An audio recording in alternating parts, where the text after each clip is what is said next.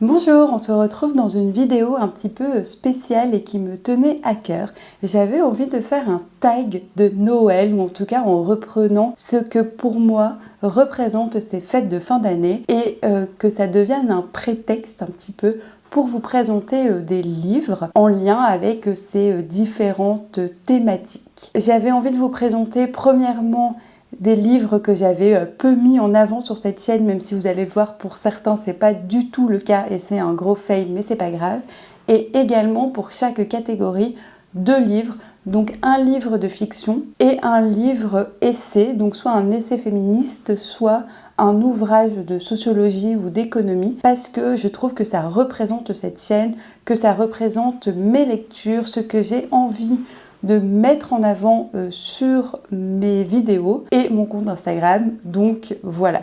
Je tiens également à dire que c'est ma propre vision de Noël, qu'elle n'a pas besoin d'être partagée, que je sais très bien que pour certaines, les fêtes de fin d'année, ça ne rime pas du tout avec les thématiques que moi j'ai choisies, que ça peut être difficile également de fêter Noël dans certaines conditions, que pour certaines personnes, se réunir comme ça, c'est compliqué financièrement, émotionnellement, politiquement également quand votre famille ne partage absolument pas vos idées politiques. Donc j'en suis bien consciente. L'idée là, c'était simplement de prendre un prétexte Noël et ma vision, somme toute personnelle de Noël. Personnelle mais aussi ancrée dans notre culture occidentale et capitaliste, pour vous présenter des livres. Je vous invite dans les commentaires à répondre également à ce petit tag et à me présenter des livres qui peuvent rentrer dans ces différentes catégories, ou alors de mettre un emoji sapin de Noël en commentaire pour m'apporter votre soutien. Alors la première partie de cette vidéo, les thématiques sont liées aux couleurs. Pour moi, Noël, c'est tout d'abord la couleur rouge, la couleur du Père Noël, la couleur, je sais pas, même si c'est dans une dimension très capitaliste de pourquoi le Père Noël est rouge, pour moi, Noël est associé à la couleur rouge. Et je vous disais que certains livres, je vous les avais énormément présentés sur cette chaîne. Bon, bah, c'est le cas du premier. On trahit soi-même les principes qu'on avait mis en avant, mais c'est pas grave. Donc, il s'agit de La commode tiroir de couleurs d'Olivia Ruiz, dont j'ai déjà énormément parlé sur cette chaîne. Premièrement, dans une vidéo où je lisais les 3 derniers livres arrivés dans ma pile à lire, et donc il y avait celui-ci, mais également dans une deuxième vidéo dans laquelle je vous présentais mes meilleures lectures de ce premier semestre 2023. Et même si ce n'était pas ma meilleure lecture, elle était arrivée très loin dans ce genre de classement slash jeu, parce que j'ai adoré cette lecture. Vraiment, ça a été un moment de lecture douloureux, mais en même temps joyeux. J'ai vraiment adoré. Ça a été un énorme coup de cœur et je ne peux que vous le conseiller, d'autant plus qu'il est rouge, très court et qui s'offre assez facilement à Noël. Parfait pour ce petit tag. En essai, cette fois-ci, je vais vous présenter un livre qui n'est pas totalement rouge, mais je n'ai pas une multitude de livres rouges, comme vous pouvez le constater dans la partie non-fiction de ma bibliothèque. Il s'agit, il est un peu, vous voyez la différence, un peu rosé. Il s'agit donc du tome 2 ici, de la poudre, des entretiens de la poudre réalisée par Lorraine Bastide, réunis dans ce tome 2 autour de la thématique du cinéma. Si vous ne connaissez pas Lorraine Bastide, c'est une journaliste qui a un podcast La Poudre, dans lequel elle interviewe principalement des femmes sur le thème du féminisme, sur comment le féminisme s'inscrit dans leur vie, quelle est leur vision du féminisme. Et là, dans ce tome 2, elle a compilé tous les interviews qu'elle a fait avec des stars du cinéma ou des personnes travaillant dans ce milieu-là. Et c'est hyper intéressant. Je ne vous présente pas ce livre pour l'objet livre en lui-même, parce que j'ai préféré le tome 1, moi, personnellement, sur les écrivaines, mais parce que j'adore le travail de Lorraine Bastide, j'adore son podcast, et là, je trouve ça vraiment très intéressant, l'idée qu'il soit publié en format papier, parce que ça rend la diffusion différente, ça touche pas forcément le même public, on ne s'approprie pas les messages des différentes personnes de la même manière, et encore une fois, parce que j'avais pas plein d'essais rouges dans ma bibliothèque. Deuxième catégorie, c'est la couleur verte, Pour moi, le vert est associé à Noël. Rien que le sapin de Noël, pour moi, c'est vert. Enfin, c'est associé pour moi, sapin égale vert égale Noël. Donc, j'avais envie de vous présenter des livres verts. Et allez savoir pourquoi. Il y en a énormément dans ma bibliothèque. Vous en voyez d'ailleurs quelques-uns. Donc j'aurais pu vous présenter 13 de la mer d'émeraude de Brandon Sanderson, mais on l'a vu passer en long, on l'a en travers sur le Booktube Game, qu'il soit français ou anglo-saxon. Donc j'avais envie de vous présenter, comme je l'ai dit dans l'introduction, des livres peu connus que j'ai peu présentés, notamment parce que j'ai ouvert ma chaîne que très récemment. Ou encore ici, vous voyez le livre L'Amazone verte de Élise Thiebaud, qui est une biographie de Françoise Daubonne, donc celle qui a priori créé le terme d'écoféminisme, dont je vais beaucoup vous parler dans une prochaine vidéo. Bref, et donc j'ai choisi, parce qu'il est vert sur le côté et que la couverture a des nuances de vert, et qu'encore une fois je veux respecter mes propres consignes, j'en ai que très peu parlé sur cette chaîne, ou peut-être juste une fois dans mon point saga. Il s'agit donc du tome 2 ici des 7 sœurs, qui s'appelle La sœur de la tempête de Lucinda Riley, qui est une saga de contemporains.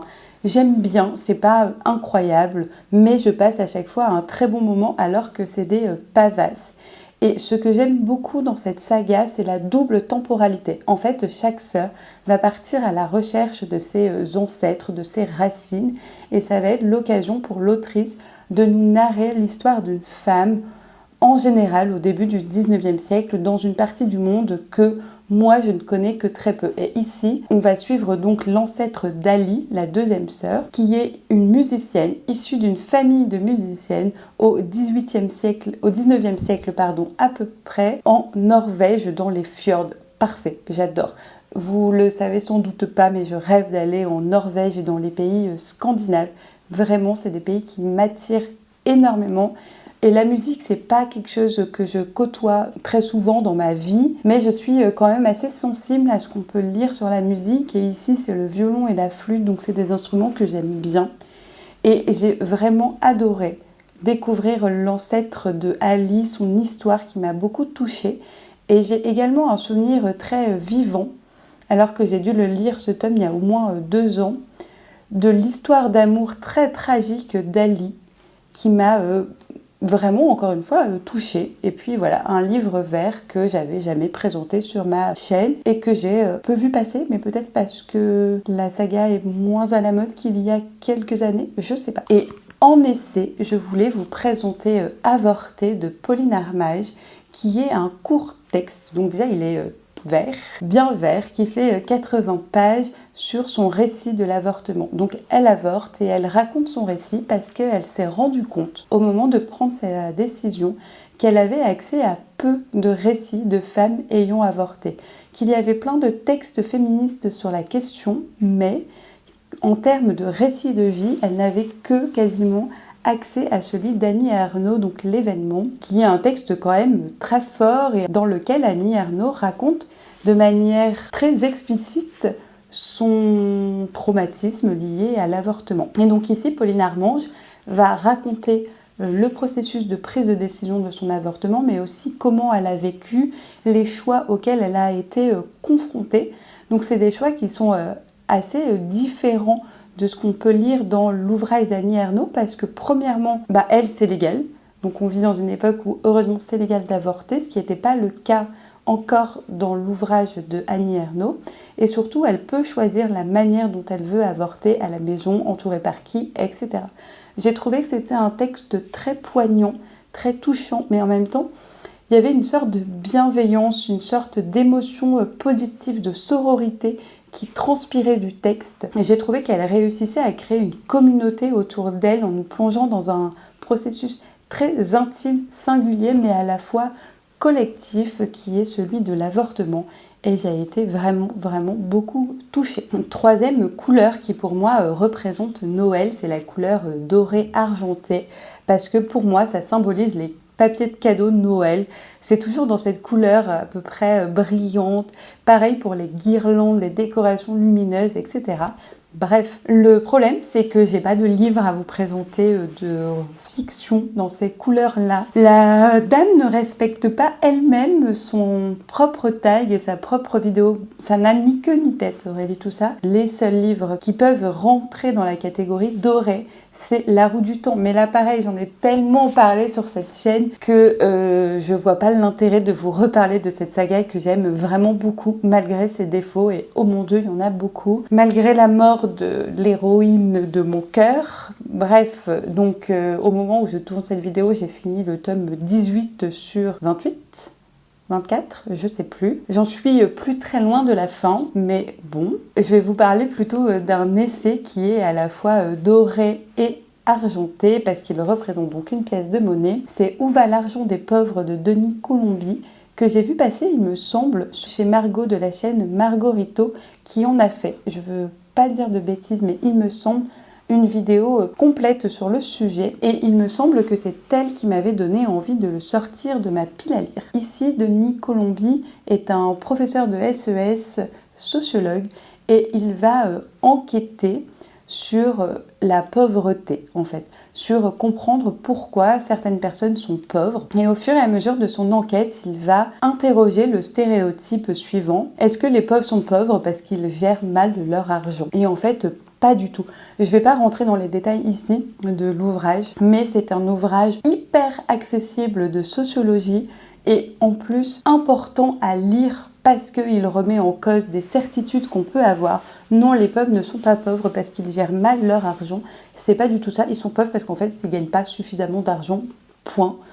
Et que la vie coûte cher, quoi. Je vous invite fortement à le lire parce que c'est un ouvrage, j'allais dire d'utilité publique, oui, si vous n'êtes pas au fait de ces questions-là, et un ouvrage introductif à ce qu'est la sociologie et à ce qu'est la sociologie économique, hyper intéressant. Dans cette deuxième partie de vidéo, je vais davantage cibler des thématiques en lien avec Noël, encore une fois, qui, moi, me font penser à Noël, à ma manière de vivre ces fêtes de fin d'année. Et encore une fois, c'est ma manière, elle est singulière. Et je suis consciente que ce n'est pas la façon de le vivre de tout le monde. Le premier thème, c'est pour moi la famille. Voilà, avec toutes les précautions de fêter les fêtes de fin d'année en famille, je sais que ça peut être douloureux pour certains, certaines. Encore une fois, la famille, c'est pas forcément la famille biologique de sang.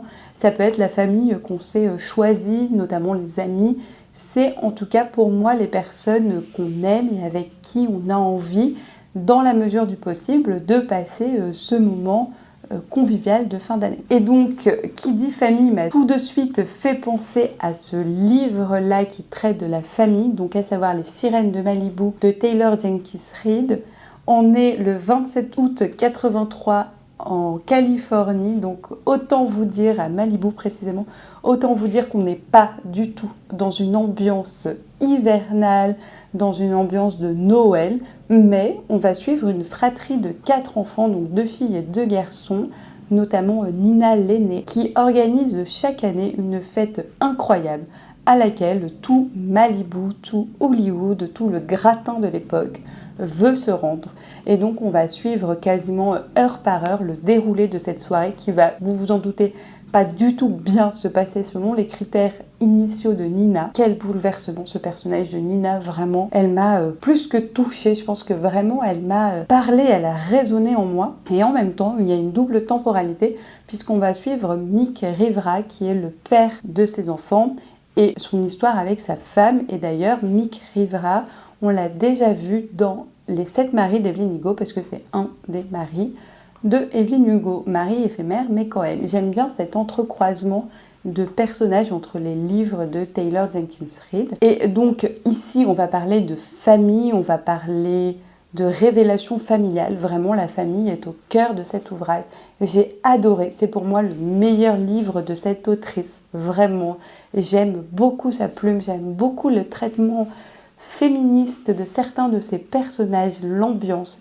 Bref, tout y était. J'ai passé un incroyable moment de lecture et j'ai qu'une hâte, et vous le savez sans doute si vous me suivez sur Instagram, sinon je vous remets mon lien en barre d'infos. J'ai qu'une hâte, c'est que le livre Carrie Soto is Back dont on entrevoit le personnage de Carrie Soto dans Les Sirènes de Malibu soit traduit en français pour continuer à découvrir la plume de cette autrice parce que vraiment, vraiment, vraiment, j'ai trop hâte de découvrir ce bouquin. En essai maintenant, je vais vous parler, pas du tout en détail, de Qui gardera nos enfants de Caroline Ibos. Ici, c'est encore une fois un ouvrage de sociologie et il me semble que j'en ai énormément parlé dans ma vidéo où je lis 3 livres de sociologie. Pour en faire un résumé très rapide, l'autrice, donc la sociologue, va s'interroger sur le marché de la garde d'enfants en France et la division du travail entre des femmes blanches, riches, bourgeoises qui travaillent dans des métiers de cadre. Comment ces femmes vont déléguer la gestion de leurs enfants au quotidien à des nourrices qui sont des femmes pauvres, racisées et souvent migrantes, voire sans papier. Et comment cette division genrée, mais surtout comment la division genrée des tâches ménagères, donc les femmes gèrent les enfants, comment à cette division genrée-là vient s'ajouter une dimension raciale et de classe. Et elle interroge également, et ça j'avais vraiment bien aimé, comment ces femmes blanches qui se veulent féministes arrivent à concilier ces 2 objectifs contradictoires, à savoir leurs valeurs féministes, mais aussi de rémunérer, j'allais dire si peu cher, mais ça n'a pas trop de sens en français, de si peu rémunérer tout simplement ces femmes-là pour gérer leurs enfants, alors qu'on sait très bien que c'est un métier hyper difficile et très mal reconnu dans la société et qu'elles-mêmes, ces femmes blanches, veulent pas l'exercer, ces femmes blanches riches, etc. J'ai trouvé ça vraiment très bien fait. Encore une fois, c'est un très bon ouvrage de sociologie, assez accessible pour les novices en la question. Si vous ne voulez pas lire cet ouvrage, sachez que Caroline Ibos est interviewée au micro de Charlotte Bien-Aimée dans son podcast Un podcast à soi, et le titre c'est pareil, c'est Qui gardera nos enfants, qui est excellent également. Deuxième thématique, pour moi, Noël rime avec repas, nourriture. Voilà, c'est des repas familiaux, on est attablé parfois pendant des heures et c'est peut-être trop, on devrait peut-être interroger cette dimension de Noël. Mais dans ma vision de Noël, Noël rime avec repas, rime avec nourriture. Et j'aurais pu le mettre dans la catégorie livre vert parce que, effectivement, il est vert. Il s'agit donc du tome 1 de Capitale du Sud, écrit par Guillaume Chamanadjian, qui s'appelle donc Le sang de la cité. C'est le premier tome de cette double trilogie écrite à 4 mains, La Tour de Garde, avec Claire Duvivier. Et si j'ai choisi ce titre-là dans la catégorie nourriture, c'est parce que Nox, notre personnage principal, est commis d'épicerie et qu'on passe notre temps à parler de nourriture. Et franchement, on a trop envie de manger avec eux. Tout ce qu'ils préparent, ça a l'air succulent. On parle de vin, on parle de pâtisserie, on parle d'assortiment de nourriture et de boissons. Bref, ça donne faim, ce roman donne faim, d'autant plus que ça fait écho à des saveurs du sud de la France, des saveurs méditerranéennes, tout ce que j'adore en fait. Donc voilà, et en plus, à part très rapidement La Roue du Temps, je vous avais présenté aucun livre de SFFF, donc de fantasy et de science-fiction dans cette vidéo, alors que on a dit dans le dernier bilan lecture que je lisais quasiment que ça. Donc chose réparée, j'ai envie de dire. Donc voilà pour la nourriture du côté fictionnel. Et maintenant la nourriture du côté essai. Voici La puissance des mers de Fatima Ouassa, qui est un essai qui m'a bouleversée en 2022. C'est sûrement une de mes meilleures lectures de 2022. Je vous invite très fortement à le lire. Je ne vais pas vous résumer l'entièreté de cet essai parce qu'il est vraiment très dense, mais je vais me consacrer à un point qui traite de la nourriture. Fatima Ouassa a fondé un syndicat de mères, donc le Front des mères, qui réunit des mères d'enfants de la ville de Bagnolet dans le 93, donc en région parisienne. Ces mères sont issues de l'immigration maghrébine, et pour certaines sont musulmanes. Et elles veulent qu'il y ait un repas végétarien au moins une fois par semaine dans la cantine de leurs enfants pour des raisons écologiques. Ici, je ne vais pas vous refaire la liste de pourquoi il faut réduire sa consommation de viande, 1 pour la planète et 2 pour la santé des individus, parce que j'espère que vous le savez. Et en fait, ce qu'elle interroge dans ce texte de Fatima Ouassa, c'est la réponse des autorités notamment de la ville et du département, qui les accusent de communautarisme. En fait, selon eux, si ces mères veulent un repas végétarien à l'école pour leurs enfants, ce n'est pas pour des raisons de santé et des raisons écologiques, mais bien parce qu'elles sont maghrébines. Et donc pour eux, maghrébine veut dire musulman. Et donc elles voudraient qu'à la cantine, leurs enfants puissent respecter leur religion. Ce qui n'est pas le cas de l'argumentaire présenté par Fatima Ouassak. Et donc ici, elle interroge la double réponse et la hiérarchisation à ces réponses qui sont faites par les autorités publiques, parce que ce combat écologique, quand il est fait par des personnes blanches, il est bien vu. On va mettre en avant le fait que les mères se préoccupent de la santé de leurs enfants, alors que quand il est porté par des femmes racisées et notamment musulmanes, là, on les traite de communautaristes, on les accuse de séparatisme, etc. Et donc elle va interroger tout ça, elle développe d'autres thèmes, ce qui explique pourquoi le titre de l'ouvrage s'appelle « La puissance des mères ». Vraiment, lisez-le, c'est incroyable. Troisième thématique, il s'agit de la thématique cadeau, parce que dans cette vision occidentale capitaliste de Noël, nous nous offrons des cadeaux parfois à outrance. Et là, j'ai bien été embêtée après m'être posée 2 fois devant ma bibliothèque. J'ai remarqué que je n'avais aucun livre, donc ni du côté essai, ni du côté fiction, qui parlait de cette thématique-là. Je ne sais pas du tout ce que ça veut dire sur moi. J'avais pas envie de vous présenter des livres qu'on m'avait offerts parce que vraiment, je voulais faire un tag en termes de thématique et donc, je n'ai rien trouvé. Et je suis bien intriguée de lire des livres dont le thème porte sur le fait d'offrir, sur des cadeaux, etc. Et donc, si vous avez des idées, n'hésitez pas à les inclure en commentaire. Comme ça, je pourrai découvrir d'autres livres, ce qui, vous le savez, me donne toujours très envie. Et sur ce, je vais conclure cette vidéo en vous remerciant de l'avoir regardée, en vous encourageant encore une fois à laisser un commentaire, ne serait-ce qu'un petit emoji sapin pour ce petit tag de Noël, ou de reprendre le tag, que ce soit en commentaire ou en vidéo. Faites-le vivre, ça fait toujours très plaisir. Et je vous dis à très vite pour une prochaine vidéo. Des bisous!